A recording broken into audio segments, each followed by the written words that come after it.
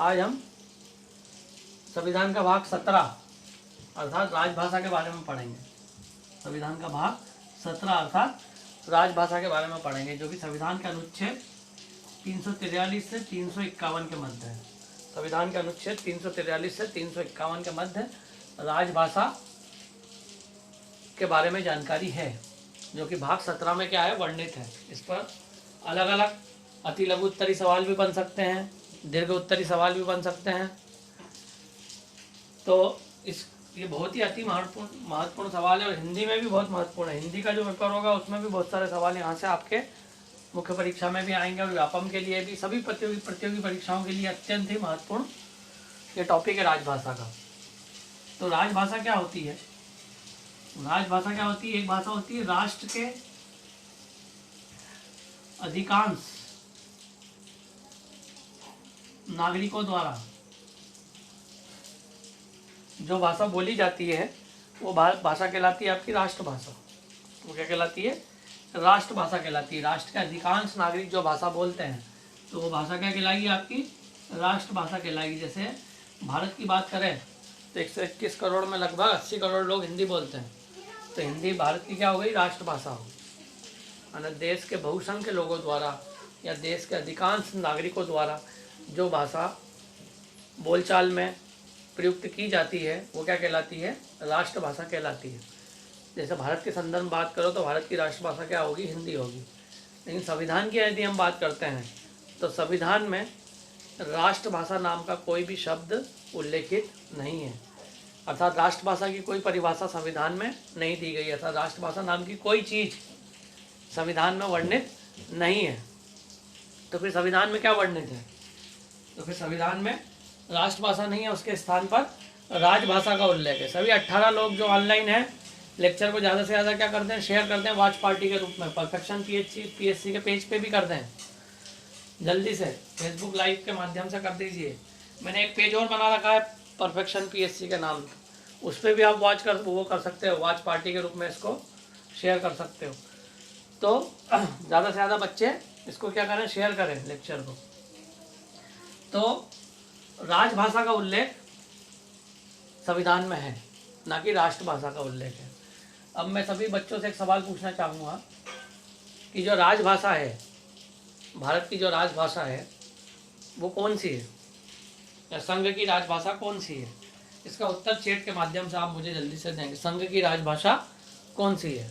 Chat के माध्यम से जल्दी से उत्तर दीजिए। अब ये राजभाषा आखिर होता क्या है? आखिर राजभाषा क्या है? जैसे राष्ट्रभाषा क्या थी? राज्य के अधिसंख्य जो लोग या बहुसंख्य लोगों द्वारा बोले जाने वाली भाषा क्या थी? आपकी राष्ट्रभाषा थी। तो उसी प्रकार राजभाषा क्या है?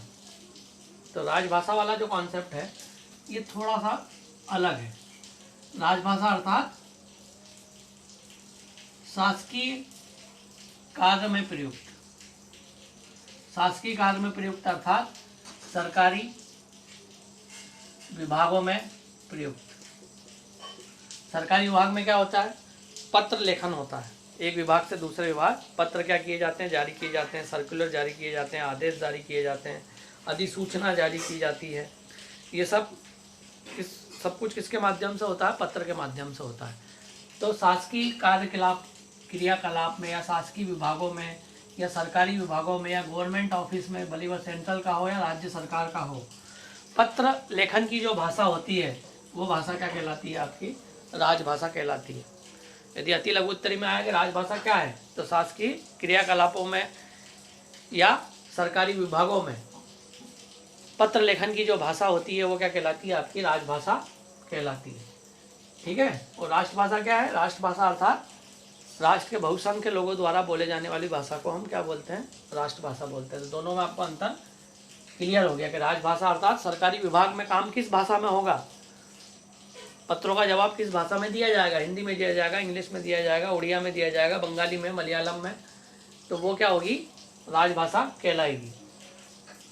तो राजभाषा का उल्लेख संविधान में भाग 17 में है और अनुच्छेद 343 से 351 में। यदि अति लघु उत्तरी में आ गया तो आप क्या लिखोगे? राजभाषा अर्थात सरकारी विभागों में पत्र लेखन आदि में प्रयुक्त की जाने वाली भाषा राजभाषा कहलाती है। संविधान के भाग 17 और अनुच्छेद 343 से 351 में इसका वर्णन है। 3 में से आपको 3 नंबर मिल जाएंगे, क्योंकि 3 बहुत बड़ी बड़ी बातें लिख दी आपने। संविधान का भाग भी बता दिया, अनुच्छेद भी बता दिया और डेफिनेशन भी बता दी, तो भी 20 शब्द अभी आपके पूरे नहीं हुए। तो इस तरीके से आपको क्या करना है, अति लघु उत्तरीय सवाल को मैंने बार बार बोला कि उसमें 3 चीज़ बताने की कोशिश करना है। कई बार ऐसा नहीं होता कि 3 चीज़ ही पूछी जाए। कभी को ये भी पूछ सकता है कि राजभाषा अधिनियम कब बना, तो वहाँ पर फिर 3 चीज़ों की आवश्यकता नहीं होगी, वहाँ पर शिक्षा नहीं पूछ रहा है वो। तो चैट के माध्यम से बताइए आपके राजभाषा अधिनियम कब बना, प्रथम राजभाषा अधिनियम कब बना। आलोक, प्रथम राजभाषा अधिनियम कब बना। अनिका वर्मा, आयुष परिहार, प्रथम राजभाषा अधिनियम कब बना, जल्दी बताइए। सुमेधा चौहान, कोई ना कोई भी बताइए चैट के माध्यम से जल्दी से। राहुल, चैट के माध्यम से लिखो जल्दी से, इतनी देर नहीं होना चाहिए। प्रथम राजभाषा अधिनियम, ठीक है शबनम कुरैशी मैम, 1963। अब शबनम कुरैशी ये भी बताओ कि राजभाषा अधिनियम में चेंज कब हुआ, उसके बाद 63 के बाद चेंज कब हुआ। राजभाषा संशोधन अधिनियम कब पारित किया गया। 1963 में तो राजभाषा अधिनियम आया था, लेकिन इसमें परिवर्तन, पहला परिवर्तन कब किया गया बताइए चैट के माध्यम से जल्दी। 1976 में किया गया, 1987 में किया गया, 1967 में किया गया या 1997 में किया गया। 4 ऑप्शन पे मैंने आपको दे दिए, जल्दी से बताइए, जल्दी बताइए। राहुल, सुमेधा, कोई भी बताइए। प्रथम राजभाषा संशोधन अधिनियम कब पारित किया गया, चैट के माध्यम से जल्दी बताइए, जल्दी बताइए, तो ही आगे बढ़ेंगे हम। मैंने जब 4 ऑप्शन दे दिए आपको, चार ऑप्शन दे दिए जब आपको, 67, 77, 87 और 97, तो जल्दी बताइए क्या है, जल्दी से बताइए। प्रथम राजभाषा अधिनियम गलत, 1971 गलत, वैशाली 1963 गलत, मैं संशोधन की बात कर रहा हूँ, राहुल खोजे गलत, 1949 गलत, सभी गलत बता रहे हैं। राजभाषा संशोधन अधिनियम में भी एक ने सही बताया, उसका नाम मैंने अभी नहीं लिया है, ममता दांगी ने सही बताया है। 1967 में राजभाषा अधिनियम आया, जल्दी से और भी कोई चैट के माध्यम से बताने का प्रयास करे। तो मैंने यहाँ पर लिखा है, बोर्ड को भी यदि ध्यान से देखा होता तो राजभाषा अधिनियम 1963/1967, अर्थात इसमें पहला संशोधन किया गया। अति लघु उत्तरी में ऐसे सवाल भी आ सकते हैं कि प्रथम राजभाषा अधिनियम में संशोधन क्या किया गया और क्या संशोधन किया गया, ऐसा भी सवाल आ सकता है। तो इन सब चीज़ों पर आज बात करेंगे। पूरा अति लघु उत्तरी दीर्घ उत्तरी सवाल है पूरा ये, इस पर हम 45 मिनट से 1 घंटा बात करेंगे आज। तो राजभाषा मैंने आपको बता दिया, भाग बता दिया, अनुच्छेद बता दिया। अब संविधान का जो आर्टिकल है 343 और 344, वो 2 चीज़ों को बताता है, एक बताता है राजभाषा और दूसरा है राजभाषा आयोग। तो हम बात करेंगे अब सबसे पहले बात करेंगे संविधान का आर्टिकल 343 की बात करेंगे कि संविधान का आर्टिकल 343 में क्या लिखा हुआ है। तो संविधान का आर्टिकल 343 ये बोलता है, इसमें 3 बातें हैं। कितनी बातें हैं इसमें 3 बातें हैं। इसमें ये बोलता है कि सबसे पहली बात ये बोलता है संविधान का आर्टिकल 343A, ये बोलता है कि संघ की जो राजभाषा है वो हिंदी होगी और उसकी लिपि क्या होगी, देवनागरी होगी, अर्थात अंग्रेजी की कोई बात नहीं करता है। क्या बोलता है वो भाग है 343 क्या बोलता है, संघ की राजभाषा क्या होगी, हिंदी होगी और लिपि क्या होगी उसकी, देवनागरी होगी। भाग 2 ये बोलता है कि हिंदी के साथ साथ आने वाले 15 वर्ष तक, अर्थात जब संविधान लागू हुआ 26 जनवरी 1950, उससे 15 वर्ष गिनेंगे हम। तो ये भाग ये बोलता है 343(2) कि संविधान लागू होने के 15 वर्ष बाद तक हिंदी के साथ साथ अंग्रेजी भी क्या रहेगी, संघ की राजभाषा के रूप में सहायक राजभाषा का क्या करेगी, काम करेगी। कितने साल तक, 15 वर्ष तक। अर्थात 1950 में क्या हुआ, 26 जनवरी 1950 में हमारा संविधान बना, तो 1965 तक क्या रहेगी, हिंदी भी रहेगी राजभाषा, प्लस क्या रहेगी आपकी, अंग्रेजी भी रहेगी। ये बात इसमें कही गई संविधान के आर्टिकल 343 में ही इसका क्या है, वर्णन है। और एक और महत्वपूर्ण बात मैंने बोला, इसमें 3 बातें आपको याद रखना है। पहली बात कि संघ की राजभाषा क्या होगी, हिंदी होगी और उसकी लिपि क्या होगी, देवनागरी होगी। दूसरी बात, संविधान निर्माण से आगामी 15 वर्ष तक हिंदी के साथ साथ अंग्रेजी भी सहायक राजभाषा के रूप में क्या करेगी, काम करेगी। और फिर तीसरी और अति महत्वपूर्ण बात इसमें कही गई है कि संसद विधि के द्वारा या कानून बनाकर फिर इसमें परिवर्तन कर सकती है कि 1965 के बाद अंग्रेजी को कंटिन्यू रखना है या अंग्रेजी को हटाना है, तो संसद पर डिसीजन कब लेगी? फिर वो 15 वर्ष पश्चात। तो फिर क्या बोला गया है? तीसरी बात कि संसद विधि द्वारा, संसद द्वारा अर्थात विधि किस में बनेगी? संसद में बनेगी। तो संसद में विधि द्वारा क्या कर सकती है? चेंजेस ला सकती है, लेकिन कब लाएगी वो? 1965 के पहले नहीं ला सकती, 1965 के बाद ही होगा अब जो भी परिवर्तन होगा। अर्थात 26 जनवरी 1950 को हिंदी प्लस सहायक राजभाषा आपकी क्या हो गई? अंग्रेजी हो गई। ठीक है। और कितने वर्ष तक रहेगी ये? आगामी 15 वर्ष तक। और 15 वर्ष पश्चात संसद विधि बनाकर क्या कर सकती है? इसमें परिवर्तन कर सकती है। ये 3 बातें आपको याद रखना है। आर्टिकल 343 में आपको याद रखना है, राजभाषा और राजभाषा आयोग। तो राजभाषा वाली बात किसमें कही गई? 343 में कही गई। अब अगला है 344 की मैं बात करता हूँ। 344 है राजभाषा आयोग। इसका आप स्क्रीनशॉट ले लीजिए।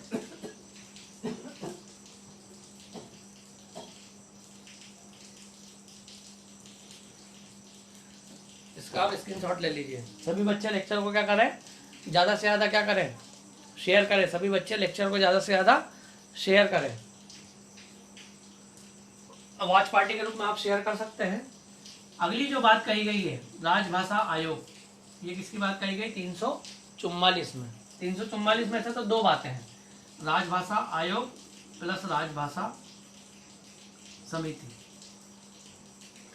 ऐसा बोला गया है कि राष्ट्रपति क्या कर सकता है? राष्ट्रपति को यह पावर मिला है कि संविधान निर्माण के 5 वर्ष पश्चात एवं 10 वर्ष पश्चात, अर्थात 26 जनवरी 1950 के 5 वर्ष पश्चात और 10 वर्ष पश्चात राष्ट्रपति क्या कर सकता है?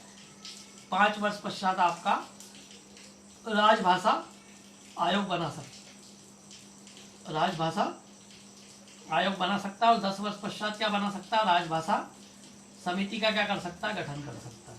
ये 2 चीजें क्लॉज किसमें कही गई? आर्टिकल 344 में कही गई कि संविधान निर्माण के पश्चात प्रति 10 वर्ष में, यानी 60 के बाद 70 में भी ऐसा कर सकता है, 70 से 80 में भी ऐसा कर सकता है कि 5 वर्ष पश्चात क्या बना दे? राजभाषा आयोग बना दे और 10 वर्ष पश्चात समिति बना दे। वो क्या सुझाव देगी? राजभाषा के बारे में सुझाव देगी। राजभाषा कौन सी रहना चाहिए, कौन सी नहीं रहना चाहिए। किसी क्षेत्र में यदि कोई बहुसंख्यक आबादी मांग कर रही है राजभाषा की, तो उसको दर्जा मिलना चाहिए कि नहीं मिलना चाहिए, है ना। पत्र लेखन में कौन सी भाषा का ज़्यादा से ज़्यादा प्रयोग होना चाहिए, ये सब अनुशंसा कौन करेगा? ये राजभाषा आयोग। और राजभाषा कौन करेगा? समिति करेगा। तो क्या बोला गया है आर्टिकल 344 में कि संविधान निर्माण के 5 वर्ष पश्चात और 10 वर्ष पश्चात, 5 वर्ष पश्चात राजभाषा आयोग का गठन किया जाएगा और 10 वर्ष पश्चात किसका गठन किया जाएगा? आपका राजभाषा समिति का गठन किया जाएगा, जो कि राजभाषा में सुझाव हेतु क्या करेगी? अनुशंसा करेगी। ठीक है। इस अनुशंसा को राष्ट्रपति कहाँ रखेंगे? संसद में रखेंगे। और उसके हिसाब से फिर क्या बनेगा? अधिनियम पारित होगा, एक्ट बनेगा। तो जब भी कभी एक्ट बनाना, ये बात आगे चल के वहाँ भी आएगी, आर्टिकल 349 में भी आएगी कि विधेयक, देखो कोई भी विधेयक राजभाषा संबंधित है, बिना राष्ट्रपति की अनुमति के क्या नहीं हो पाएगा? वो रखा नहीं पाएगा। और राष्ट्रपति भी बिना आयोग की अनुशंसा के वो उसे नहीं रखेगा। तो राजभाषा में सुझाव के लिए राजभाषा आयोग और राजभाषा समिति बनाने का क्या किया गया? प्रावधान किया गया। प्रति 5 वर्ष और प्रति 10 वर्ष, 5 वर्ष में आयोग बनाया जाएगा और 6 वर्ष में समिति बनाई जाएगी। वैशाली लिख रही है क्लियर नहीं है। क्लियर क्या नहीं दिख रहा है? लिखा हुआ नहीं दिख रहा है कि आवाज नहीं आ रही है? युग बोर्ड पे लिखा हुआ दिख रहा है साफ? युग। विक्की त्यागी दिख रहा है कि नहीं दिख रहा है?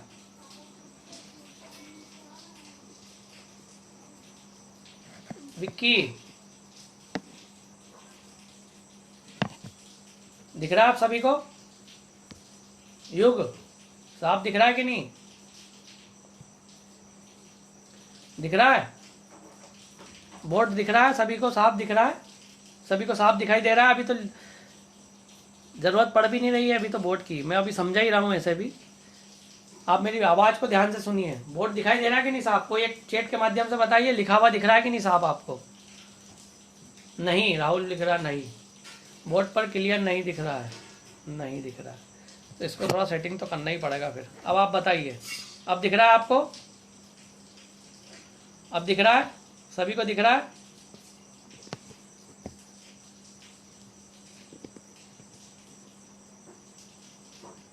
अब बताइए सभी को दिख रहा है कि नहीं दिख रहा है?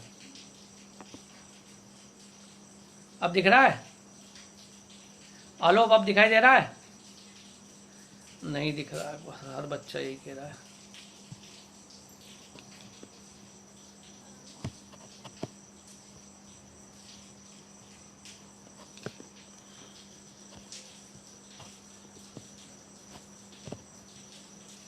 राहुल दिखाई दे रहा है क्या आप?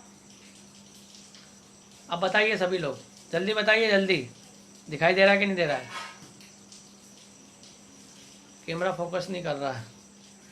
ओके, अब बताइए, अब दिख रहा है क्या? जल्दी बताइए वैशाली। नहीं दिख रहा, राहुल खोजे।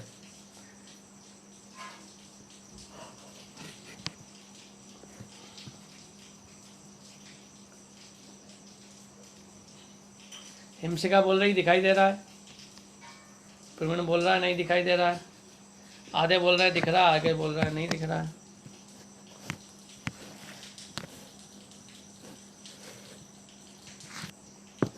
हाँ, टच तो मैं कर रहा हूँ पर दिख नहीं रहा है ना, फिर भी आलोक मैं बराबर टच कर रहा हूँ कैमरे को। अब दिखाई दिया? अब दिखाई दे रहा होगा। वैशाली बताइए, अब दिख रहा है? अब बताइए दिख रहा है कि नहीं दिख रहा है? हेलो, दिखाई दे रहा है? जल्दी बोलिए, कोई तो जवाब दो। यस, धीरज दिखाई दे रहा है? ईशान कुरैशी, आपके नेटवर्क में भी कुछ प्रॉब्लम हो सकती है। कुछ बच्चे हाँ कर रहे हैं, कुछ ना कर रहे हैं, इसका मतलब कुछ नेटवर्क में प्रॉब्लम है आपके। यदि नेटवर्क आपका स्लो होगा तो भी नहीं दिखेगा। जैसे हिमशिका कह रही हाँ अब दिख रहा है ना। मुकाती भी कह रहा है कि दिख रहा है ना। ये धीरज भी कह रहा है कि दिख रहा है। इसका मतलब ये है कि ये नेटवर्क प्रॉब्लम है आपकी। ठीक है, आपकी नेटवर्क की प्रॉब्लम भी हो सकती है। कुछ बच्चों को दिख रहा है, कुछ को नहीं दिख रहा है, इसका मतलब ये नेटवर्क की प्रॉब्लम है। इस नेटवर्क की प्रॉब्लम से यदि दूर जाना है तो यूट्यूब पे लेक्चर को लाइव करना पड़ेगा, और उसके लिए आपको 1000 सब्सक्राइबर करना पड़ेंगे। अदरवाइज इस समस्या से निजात नहीं मिलेगा, और वो आप ही कर सकते हैं। आप कम से कम 200 से 250 बच्चे ग्रुप में जुड़े हुए हो। एक बच्चा यदि 4 से 5 बच्चों को भी करता तो आज 1000 सब्सक्राइबर हो जाते हैं। सिर्फ 2-4 बच्चों ने ही क्या की है, मेहनत की है। तो अब ऐसा ही रहेगा जैसा भी दिख रहा है ना। तो आप समझने की कोशिश करें, मेरी आवाज़ तो आ रही है, उसी को ही आप क्या करें, समझने की कोशिश करें, उस आवाज़ के हिसाब से ही लिख लीजिए। ठीक है, तो आर्टिकल 343 में क्या बोला गया है कि संघ की राजभाषा क्या होगी, हिंदी होगी। लेकिन हिंदी के साथ साथ क्या होगी, अंग्रेजी भी होगी। आगामी 15 वर्ष तक होगी, और 15 वर्ष पश्चात संसद विधि बनाकर उसमें क्या कर सकती है, परिवर्तन कर सकती है। आर्टिकल 344 में जो बात बोल रहा हूँ उसको आप नोट कर लीजिए। इस पे भले आपको नहीं दिख रहा है पर नोट कर लीजिए आप। आर्टिकल 344 ये बोलता है कि राष्ट्रपति प्रति 5 वर्ष बाद और प्रति 10 वर्ष बाद समिति और आयोग का क्या करेगा, गठन करेगा। ठीक है, तो 1955 में बीसी खेर आयोग बना। 1955 में बीसी खेर आयोग बना, और इस आयोग ने अनुशंसा करी कि हिंदी ही एकमात्र क्या रहना चाहिए, राजभाषा रहना चाहिए। इसको आप नोट कर लीजिए। 1955 में बीसी खेर समिति ने यह अनुशंसा करी कि 1955 में, नोट कर लीजिए, आपको दिखाई नहीं दे रहा है तो 1955 में बीसी खेर समिति ने यह अनुशंसा करी कि हिंदी ही एकमात्र क्या रहना चाहिए, राजभाषा रहना चाहिए। तो सीधी बात है कि हिंदी को यदि राजभाषा बनाने का वो किया गया तो गैर हिंदी जो प्रांत है दक्षिण भारत के वो इसका विरोध करेंगे। तो उसका विरोध हुआ 1955 में। गैर हिंदी जो प्रदेश है, केरल है, तमिलनाडु है, कर्नाटक है, यहाँ पर विरोध हुआ।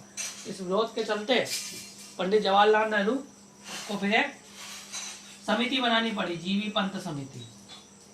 इस समिति ने अनुशंसा करी कि हिंदी के साथ साथ अंग्रेजी भी क्या रहेगी, सहायक राजभाषा के रूप में रहेगी, सहायक राजभाषा के रूप में रहेगी। और आयोग की अनुशंसा को क्या कर दिया गया, खारिज कर दिया गया। तो ध्यान दीजिए, 1955 में बीसी खेर की अनुशंसा को खारिज कर कर गोविंद वल्लभ पंत ने जो 1957 में अनुशंसा की कि हिंदी के साथ साथ अंग्रेजी भी क्या रहेगी, राजभाषा रहेगी, उसे क्या किया गया, एक्सेप्ट कर लिया गया। और जीवी पंत, गोविंद वल्लभ पंत समिति की अनुशंसा के आधार पर 1957 में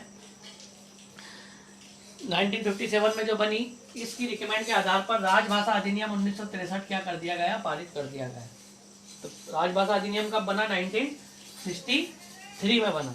अब सीधी बात है कि पहले गैर हिंदी प्रदेश विरोध कर रहे थे, तब हिंदी प्रदेश वाले क्या करने लगे, विरोध करने लगे कि हिंदी ही क्या रहना चाहिए, एकमात्र राजभाषा रहना चाहिए। जो आयोग है बीसी खैर, उसकी अनुशंसा को क्या किया जाए, माना जाए। लेकिन संसद ने आयोग की अनुशंसा को ना मानते हुए समिति की अनुशंसा को क्या किया, माना और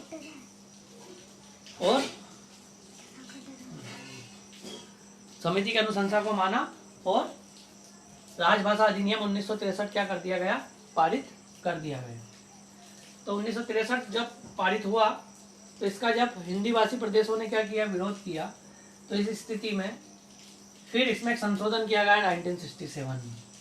1967 में यह संशोधन किया गया कि यदि सभी राज्य की विधान सभाएं यह अनुमति दे दे कि हिंदी ही एकमात्र क्या रहेगी, राजभाषा रहेगी, तो हिंदी को एकमात्र राजभाषा के रूप में क्या किया जा सकता है, स्वीकार किया जा सकता है। तो सीधी सी बात है कि गैर हिंदी जो प्रांत हैं अर्थात दक्षिण भारत के, वो हिंदी को एकमात्र राजभाषा के रूप में कभी स्वीकार नहीं करेंगे। तो 1967 में जो संशोधन हुआ, तो अब ये संशोधन क्या हो गया, ये पक्का हो गया कि अब हिंदी के साथ साथ अंग्रेजी भी क्या रहेगी, राजभाषा रहेगी। तो 1967 में क्या संशोधन किया गया कि सभी राज्य की विधानसभाएं यदि ये विधेयक पारित कर दे कि हिंदी ही एकमात्र क्या रहेगी, राजभाषा, तो हिंदी एकमात्र क्या रह सकती है, राजभाषा रह सकती है। ठीक है, तो इस आधार पर क्या बना, राजभाषा अधिनियम 1963 और 1967 में इसमें संशोधन हो गया। फिर उसके बाद आता है आपका संविधान का आर्टिकल 345 से 347। इसको आप हेडिंग के रूप में याद कर सकते हैं, प्रादेशिक राजभाषाएं क्या होंगी। इसके 3 भाग है, 345, 346 और 347। 345 में कहा गया है कि राज्य की राजभाषा क्या रहेगी, ये राज्य की विधानसभा पर क्या कर दिया गया, छोड़ दिया गया था। राज्य की विधानसभा जिसे चाहे उसे राज्य भाषा क्या कर सकती है, घोषित कर सकती है। तो इस आधार पर 9 राज्य जो हैं, 9 राज्य कौन कौन से हैं, तो 9 राज्य हैं आपके, एक तो है यूपी, राजस्थान, बिहार, झारखंड, छत्तीसगढ़, मध्य प्रदेश,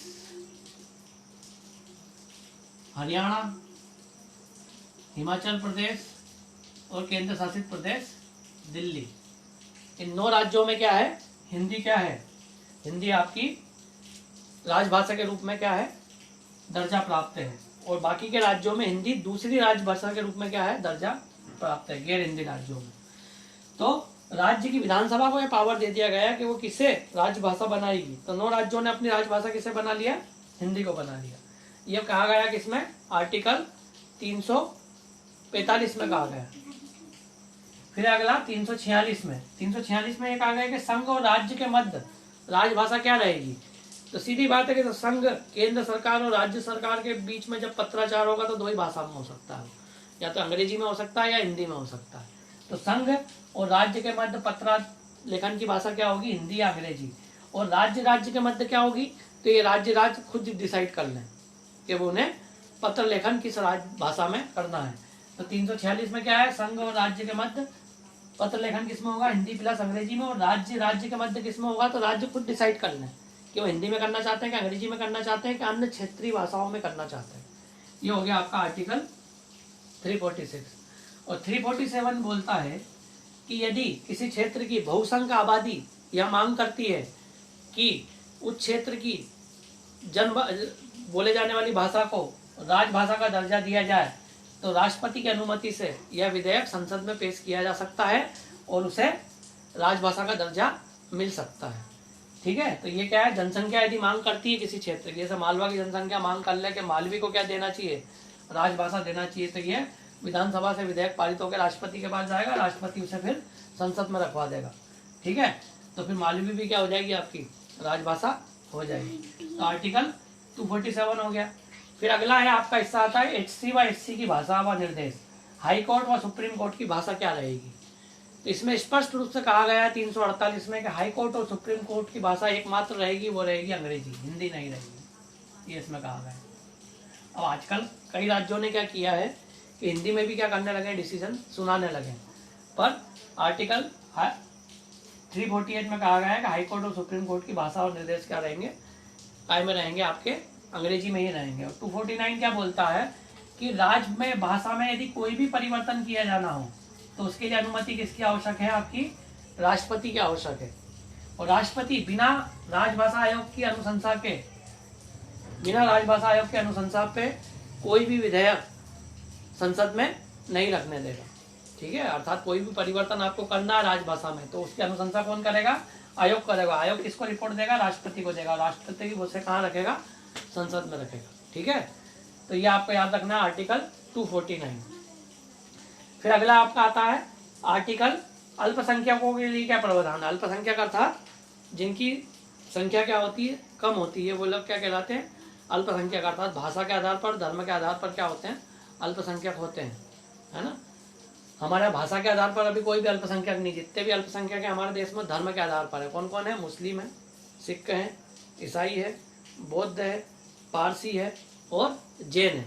तो 6 हमारे यहाँ क्या है, अल्पसंख्यक है। तो अल्पसंख्यकों को क्या प्रावधान दिए गए हैं, तो उसके लिए भी एक आर्टिकल है, उसमें तीन सब पॉइंट है। उसमें एक पॉइंट है आर्टिकल 350(2) में बोला गया है कि अल्पसंख्यक जितने भी हैं उनकी प्राथमिक शिक्षा की व्यवस्था उनकी मातृभाषा में ही हो। ऐसी व्यवस्था कौन करेगा, ऐसी व्यवस्था राज्य सरकार को करना पड़ेगी। अर्थात सरकार अल्पसंख्यकों को मातृभाषा में क्या दिलवाएगा, शिक्षा दिलाएगा। वो भी कौन सी शिक्षा, प्राथमिक शिक्षा।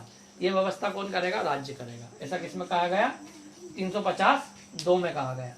और 350(3) में क्या कहा गया कि राष्ट्रपति समय समय पर राजभाषा के विकास के लिए क्या कर सकता है, भाषाई अधिकारी की क्या कर सकता है, नियुक्ति कर सकता है, जो राजभाषा में सुझाव के लिए क्या देगा, अनुशंसा करेगा। और एक बात है 350(a) में कि कोई भी व्यक्ति अपनी जो व्यथा है, व्यथा यानी पीड़ा है, या उसकी कोई कष्ट है उसे और कोई समस्या है, तो वो अपनी कोई सी भी राजभाषा में दे सकता है। जैसे मान लो कोई मलयालम व्यक्ति है और उज्जैन में आके रह रहा है और उसको कोई परेशानी है प्रशासन से, तो अब मध्य प्रदेश में तो हिंदी जानते हैं और अंग्रेजी जानते हैं, पर वो मलयालम व्यक्ति मलयालम में भी क्या दे सकता है, अपनी मलयालम राजभाषा होना चाहिए। आपकी मान्यता प्राप्त 22 भाषाओं में से किसी भी भाषा में कोई व्यक्ति अपनी व्यथा प्रशासन को दे सकता है। अब प्रशासन को क्या करना पड़ेगी, द्विभाषी की क्या करना पड़ेगी, व्यवस्था करना पड़ेगी। अर्थात 22 भाषाओं में क्या किया जा सकता है, अपनी व्यथा को या कष्ट को प्रशासन के समक्ष व्यक्ति रख सकता है। ये किसमें कहा गया, 350(1) में कहा गया। फिर अगला है संघ को निर्देश दिया गया है 351 के तहत कि ज्यादा से ज्यादा वो काय का उपयोग करेगा। भले 22 क्या हो गई है, आपकी राजभाषा हो गई है, और अंग्रेजी भी आपकी सहायक राजभाषा है, लेकिन ज्यादा से ज्यादा आपका प्रयोग काय का करना है। आपको संघ को स्पष्ट निर्देश दिए गए हैं कि पत्र लेखन में ज्यादा से ज्यादा वो काय का उपयोग करेगा, हिंदी का क्या करेगा, उपयोग करेगा। तो ये आपको आसानी से समझ में आ गया होगा। 343 में राजभाषा के बारे में 15 वर्ष तक रहेगी, 15 वर्ष बाद संसद बनाएगी। फिर आयोग है, एक समिति है, आयोग BC खेर है, समिति है गोविंद वल्लभ पंत। फिर भाषाओं के बारे में 345 में कहा कि राज्य की राजभाषा राज्य की विधानसभा पर निर्भर है। 346 में कहा गया कि संघ और राज्य के मध्य कौन सी भाषा रहेगी और राज्य के मध्य कौन सी रहेगी। राज्य की बहुसंख्या आबादी मांग करे तो ये इसमें 347 में कहा गया है। 348 में सुप्रीम कोर्ट और हाई कोर्ट की भाषा क्या रहेगी, इसमें कहा गया है। 349 में कहा गया है कि बिना विधेयक कोई भी है राजभाषा संबंधी, वो बिना राष्ट्रपति की अनुमति के नहीं रखा जा सकता।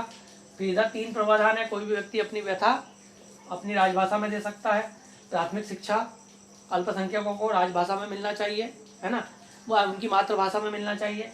उसकी व्यवस्था कौन करेगा, राज्य करेगा। राष्ट्रपति भाषाई अधिकारी की नियुक्ति करेगा, जो राजभाषा के संबंध में क्या देगा, सरकार को सुझाव देगा। और अगला कहा गया संघ को निर्देश, तो संघ को निर्देश दिया गया है कि ज्यादा से ज्यादा वो काय का उपयोग करे, ज्यादा से ज्यादा वो हिंदी का उपयोग पत्र लेखन में करे। तो ये राजभाषा के बारे में भाग 17 और अनुच्छेद 343 से लेकर 351 में प्रावधान है। फिर इसमें 3 बार संविधान संशोधन हुआ, ये भी आपको याद रखना है। 3 बार इसमें क्या हुआ है, संविधान संशोधन हुआ है।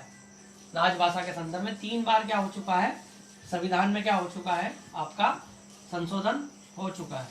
सबसे पहला संशोधन जो हुआ है वो हुआ है 21वां संविधान संशोधन। 26 जनवरी 1950 को हमारे यहाँ मान्यता प्राप्त भाषाएं कितनी थी, 14 भाषा। 14 भाषा क्या थी, मान्यता प्राप्त थी राजभाषा के रूप में। कितनी भाषा थी, 14 भाषाएं। फिर उसके बाद 21वां संविधान संशोधन किया गया। क्या किया गया, 21वां संविधान संशोधन किया गया। कब किया गया 21वां संविधान संशोधन, 1966-67 में 21वां संविधान संशोधन किया गया। और उसके द्वारा सिंधी को क्या किया गया, राजभाषा के रूप में जोड़ा गया। तो राजभाषाएं कितनी हो गई आपकी, 25 हो गई। फिर उसके बाद 71वां संविधान संशोधन हुआ, उसके द्वारा 3 भाषाएं जोड़ी गई, नेपाली, मणिपुरी और कोंकणी। इस प्रकार भाषाएं हो गई आपकी टोटल 28 भाषाएं क्या हो गई आपकी, मान्यता प्राप्त हो गई। फिर कौन सा संविधान संशोधन आया, 92वां संविधान संशोधन आया। और इसके द्वारा 4 भाषाएं जोड़ी गई आप, कौन कौन सी, बोडो, डोंगरी, मैथिली और संथाली। इस प्रकार मान्यता प्राप्त आपकी भाषाएं कितनी हो गई, 14 थी, 14 और 3 कितनी हो गई थी, 14 और 1 15 हो गई थी, 15 और 3 कितनी हो गई थी, 18 हो गई थी, और 18 और 4 कितनी हो गई आपकी, 22 भाषाएं आपकी क्या हो गई, मान्यता प्राप्त हो गई। तो इसमें कितने संशोधन हुए, 21वां संविधान संशोधन, 71वां संविधान संशोधन और 92वां संविधान संशोधन। अति लघु उत्तरी में आ सकता है सवाल, प्री में भी ये सवाल आ सकता है। तो आपको याद रखना है मान्यता प्राप्त कितनी सारी वो है भाषाएं। तो ये 92वां संविधान संशोधन को याद करने का फार्मूला है BDMS। BDMS एक डिग्री होती है ना। तो B से बोडो, D से डोंगरी, M से मैथिली और S से संथाली। और 71वां संविधान संशोधन आपको याद रखना है, तो उसमें याद रख सकते हो आप नमक, नेपाली, मणिपुरी और कोंकणी। न से नेपाली, म से मणिपुरी और का से कोंकणी। तो 71वां संविधान संशोधन भी आपका कंप्लीट हो जाएगा। तो 3 बार इसमें क्या किए गए हैं, संविधान में संशोधन किए गए हैं। एक बार आयोग बना है, BC खेर आयोग। एक बार समिति बनी है, गोविंद वल्लभ पंत समिति 1957 में बनी है। BC खेर आयोग 1955 में बना। आपको दिखाई नहीं दे रहा तो इसको इन चीज़ों को नोट कर लीजिए, ठीक है। और 26 जनवरी 1950 को 14 मान्यता प्राप्त भाषाएं थी। 21वें संविधान संशोधन के द्वारा सिंधी जोड़ी गई। 71वें संविधान संशोधन के द्वारा नेपाली, मणिपुरी और कोंकणी जोड़ी गई। और 92वें संविधान संशोधन के द्वारा बोडो, डोंगरी, मैथिली और संथाली जोड़ी गई। इस प्रकार कुल 22 भाषाएं जो हैं राजभाषा के रूप में मान्यता प्राप्त है। केंद्र की भाषा क्या है, संघ की राजभाषा क्या है, हिंदी और अंग्रेजी। और अलग अलग राज्यों की हिंदी और अंग्रेजी के अलावा उनकी प्रादेशिक भाषाओं को भी राजभाषा का क्या मिला है, दर्जा मिला है। और वो कैसे मिलता है वो मैंने आपको पूरा समझा ही दिया, ठीक है। तो ये राजभाषा पे बहुत सारे सवाल आपके हिंदी में भी बन सकते हैं। SI की परीक्षा में जो हिंदी होता है उसमें भी बहुत सवाल बनते हैं। और अति लघु उत्तरी, दीर्घ उत्तरी और सभी सवाल इसमें आप कर सकते हो इसके माध्यम से, ठीक है। धन्यवाद, जय हिंद।